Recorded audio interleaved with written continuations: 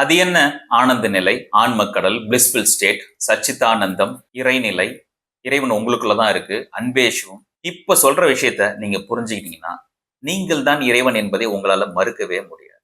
சரி, பாயிண்ட் என்னன்னா, இப்ப விழித்துக் கொண்டிருக்கீங்க, நாளெல்லாம் வேலை செய்றீங்க, நைட் டயர்டா வரீங்க, தூங்குறீங்க, முதல்ல கனவு வருது, அதுக்கப்புறம் கனவற்ற நிலைக்கு போறீங்க. இந்த கனவற்ற நிலைதான் இறைநிலை. அந்த 5 மணி நேரம் 6 மணி நேரம் நேரமும் கிடையாது, இடமும் கிடையாது, எந்த பொருளும் கிடையாது.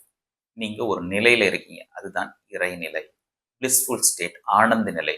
அந்த ஆனந்த நிலையை அனுபவிக்கிறதுக்கு ஆள் இல்லை. எந்த அந்த ஆள் இல்லை? ஈகோ என்ற ஆள் அங்க இல்லை. ஈகோ இருந்தா தானே உங்களால எதையும் அனுபவிக்க முடியும். ஈகோவை கடந்து போனதான் இந்த நிலைக்கும் போக முடியும். அதுதான் இறைநிலை. இறைவன் உங்களுக்குள்ளதான் இருக்கு.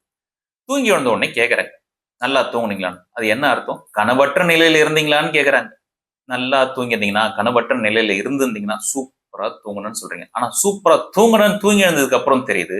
ஆனா தூங்கி கொண்டு இருக்கும்போது ஈகோ இல்லாதனால அந்த நிலையை உங்களால அனுபவிக்க முடியல. தேன் தன்னையே சுவைக்க முடியுமா? மலர் தன்னையே நுகர முடியுமா? வண்டோ மனிதனோ தேவதானே தேனை சுவைப்பதற்கும், நறுமணத்தை அனுபவிப்பதற்கும், நுகருவதற்கும். அது மாதிரி அந்த ஆழ்ந்த தூக்கத்துல, எண்ணங்களற்ற நிலையில, ஈகோ இல்லாத நிலையில வெறும் இறைத்தன்மை மட்டும்தான் இருக்கு.